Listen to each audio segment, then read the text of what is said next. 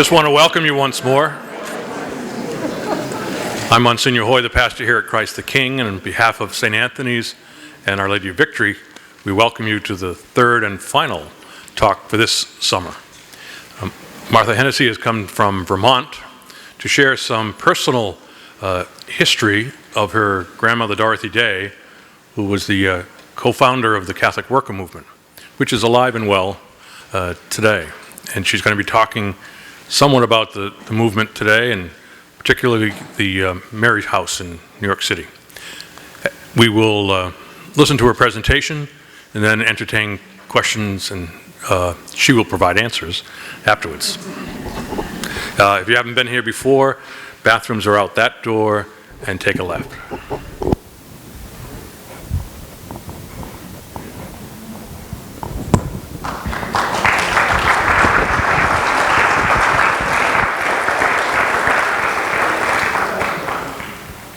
Thank you, Monsignor. Thank you for inviting me. And I hope everyone can hear me clearly. Okay. I am rather soft-spoken.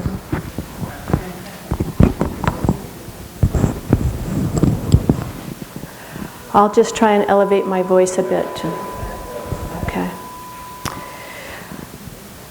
Well, the Cape is beautiful. Thank you for having me come here. I had an opportunity to go to the beach and swim before coming here. Swimming is a great passion of mine.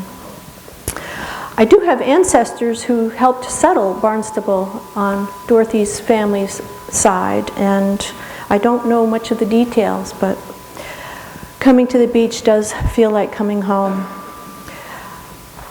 I hope Monsignor Hoy doesn't regret inviting me, because this is a beautiful story, but there's also a lot of controversy surrounding it.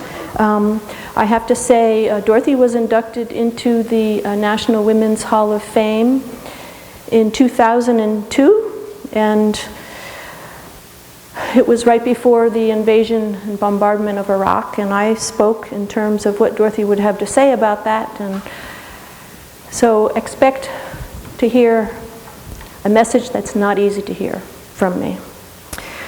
But Dorothy also lived her life in a way of trying to find concordances. So I will certainly try to adhere to that part of it. I love the title. I think Monsignor came up with a beautiful title, The Life and Spirit of Dorothy Day Today. And I will certainly do my best to honor that title. I do want to start with a prayer, the Memorare, just in respect and love of the Feast of St. Bernard that was yesterday. He wrote this beautiful prayer. Remember, O most gracious Virgin Mary, that never was it known that anyone who fled to your protection, implored your help, or sought your interest was left unaided. Inspired by this confidence, I fly unto you, O Virgin of Virgins, my Mother. To you do I come, before I stand, sinful and sorrowful. O Mother of the Word incarnate, despise not my petitions, but in your mercy hear and answer me. Amen. I just want to point out that I brought along for a little visual. I don't do PowerPoint. I don't do many of these talks. I come when I'm asked.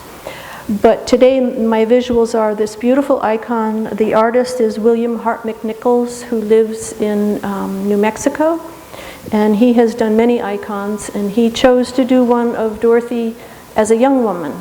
And I love the background of New York City and the snowflakes coming down. And I think that he did paint this from a photo of Dorothy that was taken in her 30s. And the other photo, the photo on my left, I'm not sure the year of when that was taken, but she was probably in her 70s when that was taken. I wanted to point out that there are papers up on the back tables, a bibliography, and a publication of the aims and means of the Catholic Worker. I did have 2 copies of the paper. I apologize, I didn't remember to bring a stack of the latest issue of the paper for you. I am one of 9 children. Dorothy gave birth to one child, Tamar, and that birth certainly inspired this incredible path of Dorothy's life and her work. I'm number 7 of 9 children, and my parents moved to Vermont in 1957 when I was 2 years old, so I have grown up in Vermont. I was born in New York City, if you can consider Staten Island New York City, and I have raised my children in Vermont. I'm trained as an occupational therapist. I have worked with children with learning disorders in public schools, a related service to special education. That's where the bulk of my experience has been. I also work in a geriatric rehab with the elderly. I'm doing that very part-time now at this point. My husband and I live on the same 8 acres that I grew up on. My brother raised his family on half of the family farm, and my husband and I raised 3 kids. I'm a grandmother of 6 grandchildren, the youngest being 4 months old. His name is Jacoby, and he's very beautiful.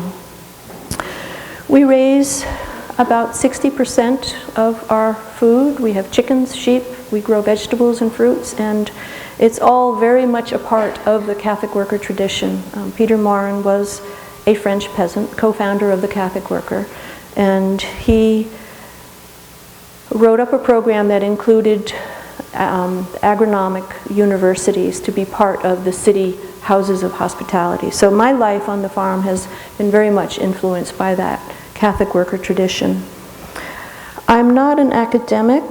I have no theological education, so my story to you will be very personal, from a very simple personal perspective in my experience of having grown up in this family. Where to begin? When I'm asked to give these talks, this is such a long, complex story, Dorothy's life. She lived to be 83 years old. She started the Catholic worker movement in her mid-30s. And it's always a great challenge for me to put it all together in a way that makes sense and doesn't take up too much time. Dorothy was a radical lay Catholic, and she had a significant impact on the American church, especially in times of war. And she certainly lived through several wars. She was also a journalist. That was her profession. Her father was a journalist, as were her 2 older brothers. And she was very much in the thick of our American history. She witnessed quite a bit in the teens, the 20s, the 30s, the 40s. I mean, when you think about when she lived, it's very, very significant in terms of our history. She reported on labor conditions. She worked for many publications. The bibliography might give you more information. She worked for communist papers in the 30s before she started the Catholic worker movement. She reported on the condition of the workers, and in the 1930s things were quite grim with the Depression. I have to say, the response that I typically get about my grandmother, Dorothy Day, is either she's very obscure, people have not heard of her, or those who have heard of her have the utmost reverence for her. So it's an interesting combination of obscurity and great love for her. I want to just touch upon Dorothy was uniquely American, and I just want to emphasize that. Her Catholicism and her Americanism very much molded who she was. And, you know, despite her opposition to many things that the state did and does do, she's truly an American. And I don't remember who wrote this, but there were 4 points that were made about the definition of her as uniquely American. The first being her entrepreneurial effort, which she undertook within the spiritual context of her conversion. She started a paper and she started a movement with very few resources, with no resources. The second point, we consider her a citizen reformer, and this she certainly did out of love for both her country and her church. She was the voice of reform. She came to comfort the afflicted and afflict the comfortable, which is a famous quote of the Catholic worker movement. The third point, she had a great value for the freedom of thought, but she practiced that within the confines of the dogma of both church and state. She hung on to that value of the freedom of thought and used it to question whenever state or church took a stance of infallibility. She had a very independent spirit towards authority. She started the movement without asking permission of the church. She took it upon herself to combine her vocation of journalism and this Catholic worker movement. And the history of it, which I will go through a chronology, will further explain how she combined those two. There are two terms that I want to try to clarify that are very close to the Catholic worker movement. The terms anarchism and personalism. Anarchism, for her, meant reform from the bottom up. How do we take care of ourselves and each other without relying on the state? She talked and wrote about cooperative work, housing, within the context of housing, clinics, credit unions, farms. And Peter Morin wrote extensively about how to create a new world within the shell of the old, how to have everyone participate in a manner that draws from everyone's skills and abilities. And the term personalism, it is a theory that was developed from some of the French writers. I have some of those names, I'll touch upon them. Personalism means you take action. You take action and take care of those who are directly in front of you. You don't wait for someone else to do it. And you also use your gifts, your skills, to help others. Your willingness to help gives you authority. If you're stepping up to the plate to do the work and you show compassion and understanding, that gives you the authority to act upon that willingness to help others.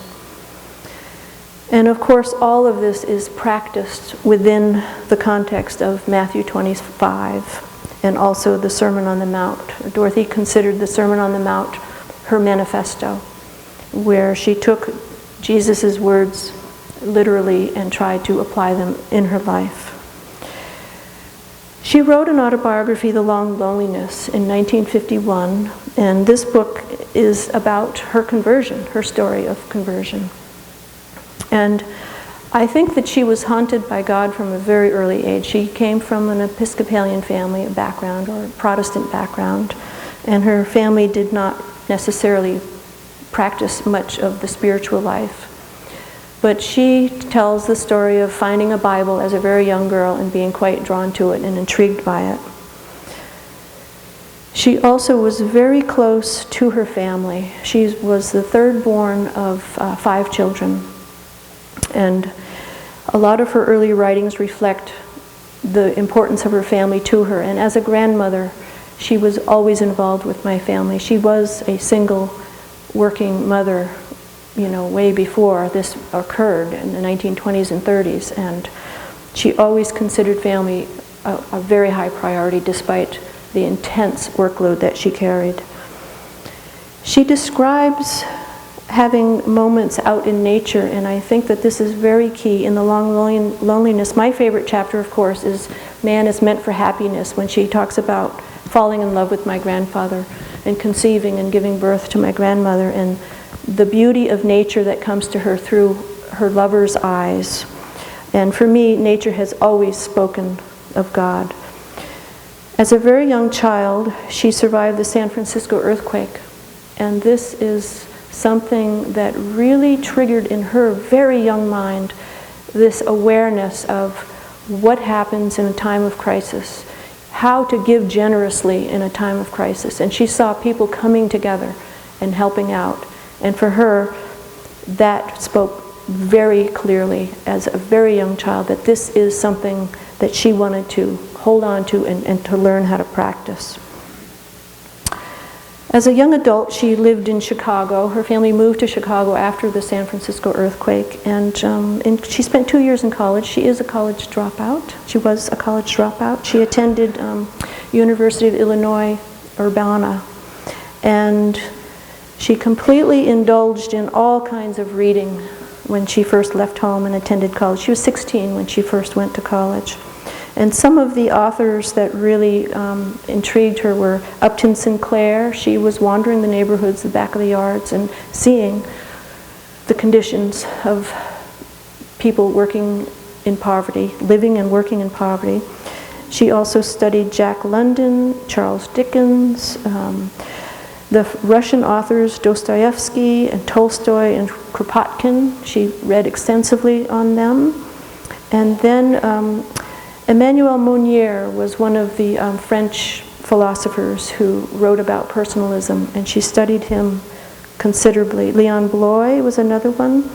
And in terms of the political scene, Eugene Debs was one of the politicians of her time. I know that my grandfather voted once in his life, and that was for Eugene Debs. And Dorothy didn't vote at all in her life. I know that her first arrest was for the women's vote in Washington, D.C., where she was treated quite brutally at a very young age.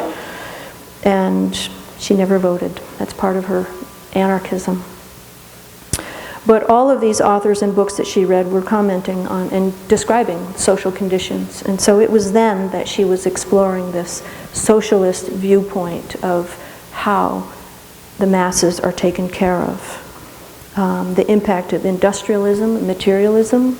In the 1920s and 30s, we had just very few protections for workers, children in the factories. And so she clearly saw and felt this, and felt the compassion for the suffering in the world. And that's where a lot of her faith began to stir. I mean, she was not practicing any kind of faith in her young adulthood, and she talked about the suffering that went along with that. From the years 1917 to 1924, I mean, this was what we call her bohemian life. She was in New York. She moved to New York at the age of 19 after dropping out of college. Her family actually left Chicago for New York, and I think she just wanted to stay with them. And that was part of why she didn't finish college. And she practiced being a nurse in King's College Hospital during World War I. And it was then that she experienced some of her first arrests in that time frame of 1917 to 24. It was also the time where she described her life as she did everything but drug addiction. And it was in that time frame that she also experienced an abortion, which had a tremendous impact on her life. My mother was born in 1926, and this is when Dorothy really experienced a conversion. She had Tamar baptized before she herself was baptized. And my mother was always clear about making that point of there's a big difference between converting as an adult and being raised a Catholic. And I just need to share with you this beautiful writing. It's in this issue. I think this came out in 1980. Daniel Berrigan, Jesuit priest, had written, he was a friend of Dorothy's, had written a beautiful introduction, and he wrote in it about her conversion, and I must share this with you. Both of them are such wonderful writers. Her Catholic conversion remains a wondrous mystery. Why did Dorothy, in the maturity of her gifts, rejoicing in the fruition of her body, why did this agnostic and anarchist, veteran of jails, marches, fast for justice, soulmate of a man who was, as she confessed, the very half of her being, the Dorothy of strikes and prisoners and the condemned of the earth, this woman whose natural air and habitat was the underworld of the victims, the excluded, the urban poor, this woman so sensual, worldly wise, why did she renounce, against all sound reason, her only love, cut her past, anger and bewilder her friends. She did this momentous thing and more. She cast her fate not toward some fashionable creed, one of worldly promise, not toward a church vibrant with social passion, whose flame would invigorate and intensify her own. By no means such a church. Nonetheless, she converted because she believed. I think that's just such a beautiful expression of Dorothy and reflecting on her life. I would like to go through a timeline starting in 1932 with the high points, or to me are high points. Perhaps in my perspective it will appear quite different than what others would have, but I start with 1932, and Dorothy was trying to support her daughter. She was living with her youngest brother and his wife, who did belong to the Communist Party. They had an apartment in New York. And she was on the beat. She was sent down to Washington, D.C. to report on the Hunger March. And while she was there, she was very, very moved by the suffering, once again the suffering and the ragtag conditions of these workers. This was in the height of the Depression, and people were starving. And so she felt this intense compassion for how to bring justice to the workers. But the Communist Party was atheist, and her communist friends always poked fun at her and said, "You would never make a good communist, you're too religious." And so she ended up stopping and praying. This was 6 years into her conversion. She stopped and prayed at the National Cathedral at the Shrine of the Immaculate Conception, and it was there that she begged God to help her find a way of combining her journalistic skills with social justice issues. And when she got home to New York, there at her sister-in-law's house, her sister-in-law was famous for her hospitality, was Peter Maurin. And he is a whole other story unto himself, and I would highly recommend that you read more about who Peter Maurin was. But there he was in the apartment, and he spent the next week talking to her, and she did her best to listen to him. She was very patient, but she really was tired. She had to take care of her child that she had been away from. It was all very precarious, but somehow it sunk in. What Peter was saying to her sunk in, and they acted upon it. And so May 1st in 1933, they published the first paper. And I'm sorry I didn't bring more copies for you.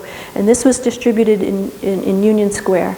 And of course, the title of the paper, Dorothy came up with, The Catholic Worker. That's the title of the paper and the movement. Peter did not like the name. He wanted the Daily Worker, I think. And, or I always get this story mixed up, but there was a communist paper that was being circulated in Union Square at the same time. And people had their choice between the atheist paper and the Catholic paper. But the Depression was a time of intense suffering of the country. There was ecological disaster as well, with the Dust Bowl, people being displaced and migrating across the country. It was the beginning of the consideration of the New Deal, which we are seeing being under assault today. But that came out of some pretty severe conditions, and that whole question of how much does state provide, which Dorothy addressed head-on.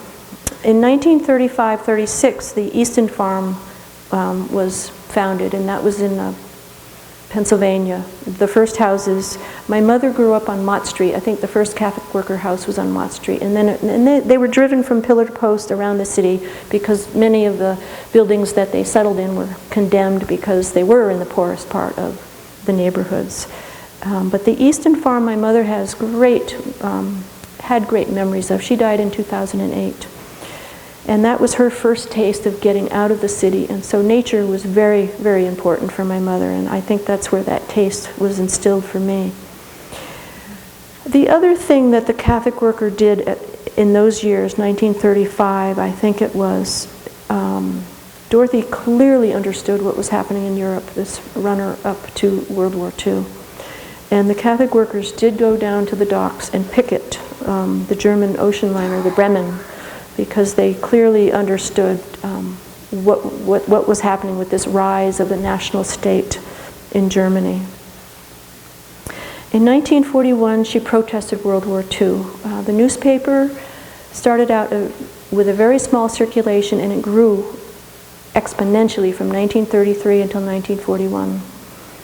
And then Dorothy unequivocally came out against the war, and the circulation was immediately dropped to half its numbers. Half of the houses of hospitality closed, both because people did not agree with her, and also the war effort took a lot of people into that focus. In 1945, she wrote about Hiroshima. And this was a month or two after the dropping of the atomic bomb. And I have to share this writing with you. Dorothy's writings are very powerful. She's a gifted writer, and she wrote straight from an intensely grieving heart over this. And this was dated, I think, November 1945. Mr. Truman was jubilant. President Truman. True man, what a strange name, come to think of it. We refer to Jesus Christ as true God and true man. Truman is a true man of his time in that he was jubilant. He was not a son of God, brother of Christ, brother of the Japanese, jubilating as he did. He went from table to table on the cruiser, which was bringing him home from the Big Three conference, telling the great news. Jubilant, the newspapers said, Jubilate Deo, we have killed 318,000 Japanese. That is, we hope we have killed them, the Associated Press on page 1, column 1 of the Herald Tribune says. The effect is hoped for, not known. It is to be hoped that they are vaporized, our Japanese brothers, scattered, men, women, and babies, to the four winds, over the seven seas. Perhaps we will breathe their dust into our nostrils, feel them in the fog of New York in our faces, feel them in the rain on the hills of Easton. Jubilate Deo.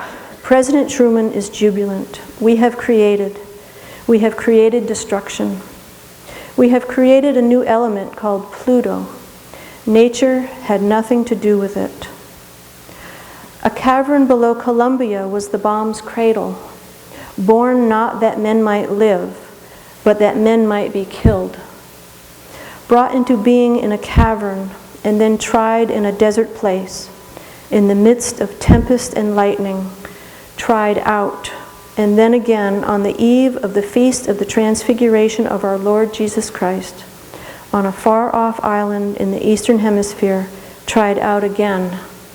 This, quote, new weapon, which conceivably might wipe out mankind and perhaps the planet itself, unquote. Dropped on a town, one bomb would be equivalent to a severe earthquake and would utterly destroy the place. A scientific brain trust has solved the problem of how to confine and release almost unlimited energy. It is impossible yet to measure its effects. We have spent $2 billion on the greatest scientific gamble in history and won, said President Truman jubilantly.